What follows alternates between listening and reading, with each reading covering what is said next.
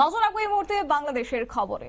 সময়ের গণ্ডি বেঁধে দেওয়া হয়েছে ইউনূসকে এবং হাতে রয়েছে 48 ঘন্টা এবং তারপরে কার্যত রাজপথে আবারও নামার হুঙ্কার দেওয়া হয়েছে এবং ইউনূসকে এই মুহূর্তে কড়া বার্তা দেওয়া হয়েছে। 48 ঘন্টার সময়সীমা বেঁধে দেওয়া হয়েছে। অন্যদিকে জানা গেছে যে ফের একবার অচল হতে পারে বাংলাদেশের রাজপথ, এই আশঙ্কা এবার করতে শুরু করেছে এবং তারই মধ্যে ঢাকায়ও কিন্তু গুঞ্জন শুরু হয়ে গেছে। তবে বিস্তারিত যাবো, আমাদের সঙ্গে রয়েছে এক্সিকিউটিভ এডিটর নীল বণিক। নীল, ইউনূসের বিরুদ্ধে পাল্টা এবার রাজপথে নামার হুঙ্কার, কি জানতে পারছো?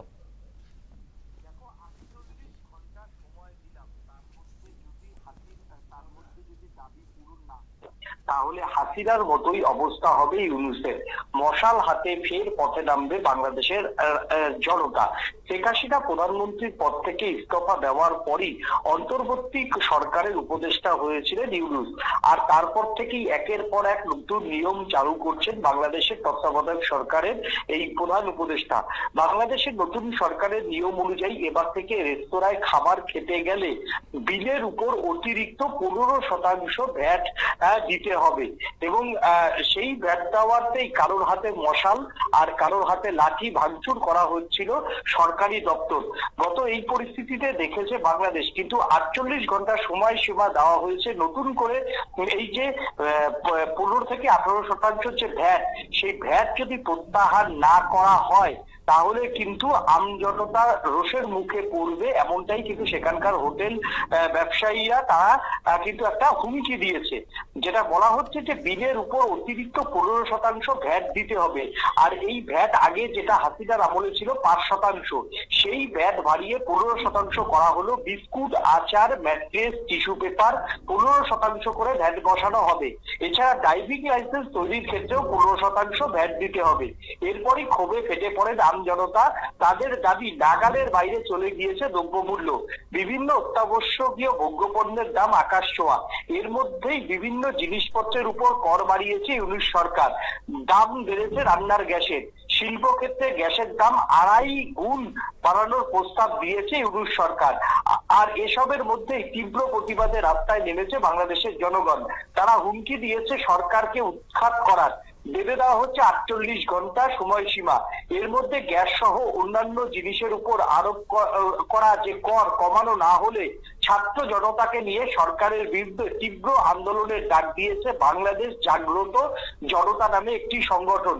এই প্রসঙ্গে আজমুল জিহাদ নামে এক ব্যক্তি বলেন, শেখ হাসিনা কর আরোপ করেছিলেন, তার একটা সীমা ছিল, তবে বর্তমান সরকার ছাত্র জনতার অভ্যুত্থানের সরকার। সেই সরকার যখন জনগণের উপর কর আরোপ করছেন, চাপিয়ে দিতে চাইছেন, সেটার জন্য তারা মানতে পারছে না। তার জন্য ইউনূস সরকারকে তারা 48 ঘন্টা সময় দিয়েছে। তার মধ্যে যদি সিদ্ধান্ত বদল না হয় তাহলে কিন্তু বাংলাদেশ সরকার অচল করা হবে। অর্থাৎ বাংলাদেশের যে ছাত্র জনতাদের যে মুখ, এই যে ছাত্র জনতা নতুন বিপ্লব আনবে, নতুন বাংলাদেশ, নতুন স্বাধীন, সেই নতুন স্বাধীনের আমলে যেই শিল্পপণ্য বা দ্রব্যমূল্যতে 5% কর ছিল, সেটাকে রাতারাতি বাড়িয়ে তারা 15% করেছে, মানে 10% কর বেড়েছে। অন্যদিকে বাংলাদেশের যে শিল্প পরিচালনার ক্ষেত্রে যে গ্যাসের প্রয়োজন হয়, সেই জায়গাতে সেই গ্যাসের দাম বেড়েছে প্রায় 2.5 গুণ। মানে বাংলাদেশের এই মুহূর্তে হোটেল এবং রেস্তোরাঁর যে মালিক, তাদের কিন্তু নাভিশ্বাস অবস্থা। কারণ বাংলাদেশে যেখানে প্রত্যেক নিয়ত মানুষের আয় বাড়ছে না, নতুন নতুন ভাবে কলকারখানা বন্ধ হচ্ছে, পোশাক শিল্প সংকটের মুখে, আমদানি বাণিজ্য সবটাই ঘাটতি, সেই জায়গা থেকে বয়কট ইন্ডিয়ার ডাক, ঘুরপথে পাকিস্তানের জিনিসপত্র আনতে গিয়ে তাদের পকেটে অনেকটাই টান পড়ছে, জিনিসপত্রের দাম বাড়ছে এবং সেগুলো ভারতের যে পণ্য তার থেকে গুণগত মানে বহু বহু বহু পিছিয়ে। সেই জায়গা থেকে বাংলাদেশের একাংশ জনতা এবার ক্ষোভে পুষছে যে এইভাবে যদি ইউনূস সরকার কর বাড়াতে থাকে, একদিকে রান্নার গ্যাস, একদিকে বিদ্যুতের অবস্থা বেহাল দশা। যদিও এখন শীতকাল, বিদ্যুতের বেহাল অবস্থা নিয়ে সেইভাবে হয়তো মানুষ ফোর্স করছেন না, কিন্তু আগামী 2 মাস বাদেই বিদ্যুতের ব্যবস্থা নিয়েও কিন্তু মানুষ যে ফোর্স করবেন সে কথা বলার অপেক্ষা রাখে না। তার জন্য ইউনূস সরকার যেভাবে কর বাড়াচ্ছে, সেই কর ব্যবস্থা যদি চালু থাকে তাহলে আগামী দিনে বাংলাদেশের মানুষ সাধারণ দ্রব্যপণ্য বা ভোগ্যপণ্য যে জিনিস, সেগুলো কিনতে পারবেন না। তার জন্যই তাদেরকে ভাবার অনুরোধ করা হয়েছে এবং 48 ঘন্টা এই ট্যাক্স প্রত্যাহার করার জন্য তারা দাবি করেছে। যদি 48 ঘন্টার মধ্যে ট্যাক্স প্রত্যাহার না হয় তাহলে আগামী দিনে বাংলাদেশ জুড়ে তীব্র আন্দোলন হবে, রাজপথে তীব্র আন্দোলন হবে, সেটাই কিন্তু হুঙ্কার দিয়ে দেওয়া হয়েছে। এবং এর জন্য 48 ঘন্টা সময়সীমা কিন্তু তাদের দিয়ে দেওয়া হয়েছে। যদি এই 48 ঘন্টার মধ্যে বাংলাদেশের যে অতিরিক্ত 10% কর, সেই 10% কর যদি ইউনূস সরকার প্রত্যাহার না করে তাহলে বাংলাদেশের মাটিতে যে আগুন জ্বলবে সে কথাই কিন্তু বারবার করে বাংলাদেশের এই যারা নতুন যে কমিটি, সেই কমিটি কিন্তু পরিষ্কার বুঝিয়ে দিয়েছেন। এবং সেই সঙ্গে বাংলাদেশের যে শেখ হাসিনার আমলে যে মানুষ ভালো ছিল সেটাও কিন্তু তারা কিন্তু প্রকারান্তরে স্বীকার করছেন। যেখানে মাত্র 5% ট্যাক্স দিতে হতো সেখানে রাতারাতি এই 4 মাসের মধ্যে বা 6 মাসের মধ্যে 10% বেড়ে গেল, মানে ডবলের বেশি বাড়লো। এইটাকে কোনো মুহূর্তেই আর বাংলাদেশের সাধারণ মানুষ মানতে পারছেন না এবং সাধারণ মানুষ কিন্তু এক প্রকার হতাশ। এবং সেই জায়গাতে দাঁড়িয়ে আগামী দিনে ইউনূস সরকারের অবস্থাও কিন্তু এই একই রকম করা হবে বলে কিন্তু পরিষ্কার জানানো হয়েছে। এবং ইউনূস সরকারকে এই মুহূর্তে বাংলাদেশের জনগণ পেতে চাইছেন, কারণ বাংলাদেশের মানুষ বুঝতে পারছেন যে আর এখন শীতের সবজি উঠেছে বাংলাদেশে, সব জায়গাতেই শীতের সবজি উঠেছে। এই সময়তে মুদ্রাস্ফীতির পরিমাণ একটু কম থাকে, কিন্তু এই মুদ্রাস্ফীতির পরিমাণ যেটা একসময় তাতে 13% পৌঁছে গেছিল সেটা 6% বা 7% নামিয়ে আনা সম্ভব নয়। এবং এই গরম তারপরেই কিন্তু বাংলাদেশের বর্ষা, তখন মুদ্রাস্ফীতির পরিমাণ এবং তোমার হচ্ছে দ্রব্যমূল্যের পরিমাণ কি হবে সেটা বাংলাদেশের মানুষ বুঝতে পারছে। আর এটাও ঠিক যে ইউনূস চালাবে কিভাবে, তাই তিনি যে ছাত্র নেতাদের সমর্থন নিয়ে চেয়ারে বসেছেন তারা তো ভাঙচুর করে বাংলাদেশের অর্থনৈতিক অবস্থা একেবারে মামাসি করেছেন। এবং সেই জায়গাতে তাদের যে ভাবমূর্তি, গোটা বিশ্ব তাদের ভাবমূর্তি দেখে এখন শঙ্কিত। বাংলাদেশি দেখলেই সাধারণ মানুষ কিন্তু এখন ভয় পাচ্ছে এই বাংলাদেশের ছাত্র নেতাদের দেখলে।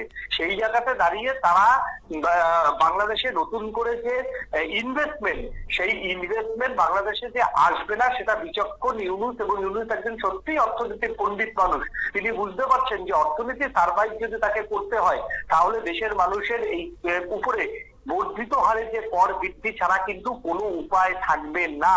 এবং বাংলাদেশে রাজনৈতিক অচল অবস্থাতে কোনো বিদেশি ফান্ড সরাসরি আসাও, মানে সাদা পথে ঋণ আসাও সম্ভব নয়। সেই জায়গাতে দাঁড়িয়ে যদি দেশের রাজকোষে যদি টাকা নিয়ে আসতে হয়, রাজকোষে যদি টাকা মানে যে ঘাটতি, সেই ঘাটতি পূরণ করতে হয় তাহলে এক মানুষের থেকে বর্ধিত হারে ট্যাক্স বৃদ্ধি করতে হবে। এটাই ইউনূসের সবচেয়ে সহজ পথ। যেখানে কোনো গভর্নমেন্ট নেই, যেখানে গভর্নমেন্টের কোনো দিশা নেই, যেখানে গভর্নমেন্ট কতদিন থাকবে সেটাও সাধারণ মানুষ জানে না, সেই জায়গা থেকে দাঁড়িয়ে কোনো শিল্পপতিরা বাংলাদেশে বাণিজ্য করতে আসতে চাইবে না, এটা স্বাভাবিক। অন্যদিকে বাংলাদেশ যে বস্ত্র শিল্পে সব থেকে বেশি তাদের রেভিনিউ আসে, সেই বস্ত্র শিল্পের কাঁচামাল ভারতের থেকে যাচ্ছে না, যেটাও যাচ্ছে সেটাও ভারতীয় ব্যবসায়ীরা একটা সুযোগ নিচ্ছে। অন্যদিকে বয়কট ইন্ডিয়া ডাক দিয়ে তারা হচ্ছে বস্ত্র শিল্পের যে আমদানি কিছু তারা চীন থেকে করছে, কিছু ইউরোপের থেকে করছে, এতে বস্ত্র শিল্পের খরচ বাড়ছে। এবং সেই জায়গাতে দাঁড়িয়ে বস্ত্র শিল্পে যখনই খরচ বাড়বে বিদেশের মাটিতে তাদের প্রতিযোগিতার মুখে পড়তে হবে। এবং বিদেশে সেই সুযোগটা ভারতের সুরাতের বস্ত্র ব্যবসায়ীরা নিচ্ছে, অন্যান্য ভারতের ব্যবসায়ী নিচ্ছে। একচ্ছত্র যে একটা আধিপত্য বস্ত্র শিল্পে ছিল সেটা কিন্তু বাংলাদেশে কোথাও একটা ঘাটতি দেখা দিয়েছে। এবং তাদের যে রপ্তানি বাণিজ্য, সেই রপ্তানি বাণিজ্য প্রায় 14% মার খেয়েছে। এবং বাংলাদেশের ব্যাংকগুলি, বেশিরভাগ ব্যাংকগুলি এখন দেউলিয়া অবস্থায়। বাংলাদেশের ব্যাংকগুলিতে আজকে টাকার জন্য 1 লক্ষ টাকার জন্য মানুষ তুলতে গেলে সেটা 7 দিন পর দিচ্ছে। অর্থাৎ সব মিলিয়ে একটা হজবরল অর্থনীতির পরিস্থিতি। এই জায়গা থেকে বাড়তে গেলে ইউনূসের গরিব মানুষের থেকে বর্ধিত হারে ট্যাক্স বৃদ্ধি করা ছাড়া দ্বিতীয় কোনো রাস্তা নেই। তাই ইউনূস অন্তত সস্তায় এই পরিকল্পনাটা নিতে চাইছে, যেটা সাধারণ মানুষের কাছে একটা বোঝা হয়ে দাঁড়িয়েছে। তাই সাধারণ মানুষ এখন কবে পুষছেন এবং হাসিনার আমলকে তারা ভালো বলছেন। এবং সেই জায়গাতে ইউনূস সরকারকে আগামী দিনে যাতে তিনি যদি ট্যাক্স না কমায় তাহলে যদি এই সাধারণ মানুষ যদি এবার রাস্তায় নেমে যায়, তাহলে যে ঢাকার ওই 1 লক্ষ জামাতি ছাত্র, সেই জামাতি ছাত্রকে দিয়ে কিন্তু সাধারণ মানুষকে আটকানো যাবে না। এইটা কোথাও একটা ইউনুস সরকারকে বুঝতে হবে, ছাত্র সমন্বয়কদের বুঝতে হবে। আরো একটা, যদি বাংলাদেশের সহবাগ চত্বরে যদি এই ছাত্র আন্দোলনের থেকে বড় ঢেউ আছড়ে পড়ে, সেই ঢেউ সামলানো কিন্তু অত্যন্ত কঠিন হবে বলে মনে করছে। সেই সঙ্গে তাদের সঙ্গে বিএনপির সঙ্গে দূরত্ব বাড়ছে। বিএনপি কড়া ভাষায় সমালোচনা করছেন জামাতের। অর্থাৎ কে এখন বাংলাদেশের মাটিতে ক্ষমতায় বসবে? ইউনূস তিনি ক্ষমতায় থাকতে চাইছেন, অন্যদিকে জামাত ক্ষমতায় আসতে চাইছে, অন্যদিকে বিএনপিও ক্ষমতায় আসতে চাইছে। এক কথায় হচ্ছে বাংলাদেশে এখন একটা আবার নতুন করে একটা অরাজকতার পরিস্থিতি যে 2-1 দিনের মধ্যে তৈরি হতে পারে, সে কথা কিন্তু আর বলার অপেক্ষা রাখে না। একেবারেই নীল, ধন্যবাদ তোমাকে। অর্থাৎ ইউনূস কিন্তু বাংলাদেশবাসীর মাইন্ড ডাইভার্টের খেলায় নেমেছে এবং সেখানে কার্যত ভারত বিরোধী স্লোগানে জিয়ে রাখার চেষ্টা করছিল এবং সাধারণ মানুষদেরকে সেই ভাবনাতেই চলার চেষ্টা চালিয়ে যাচ্ছিল ইউনূস। এবং তিনি আক্ষরিক অর্থে এই মুহূর্তে বুঝতে পারছেন যে এবার তার উপরে চলছে বিপদের খাড়া এবং সেই জায়গা থেকে এবার তাকে 48 ঘন্টা সময় দেওয়া হয়েছে। যেখানে 5% ছিল খাবারের দাম, সেখানে 15% বাড়িয়ে দেওয়া হয়েছে। যেখানে কাপড়ের দাম ছিল 7.5%, সেখানে 15% আনা হচ্ছে। এতে করে বাংলাদেশবাসী কিন্তু না খেতে পেয়ে এবার রাজপথে নামার উপক্রম এবং সেই জায়গা থেকে ইউনূসকে আগামী দিনে আস্তে আস্তে বিপদের মুখে ঠেলার চেষ্টা করছে এবং বাংলাদেশবাসী কিন্তু গর্জে উঠেছে। সংবাদ আপাতত এই পর্যন্তই। পরবর্তী আপডেটের জন্য চোখ রাখুন শুধুমাত্র নিউজ ভ্যানগার্ডের পর্দায়। নমস্কার।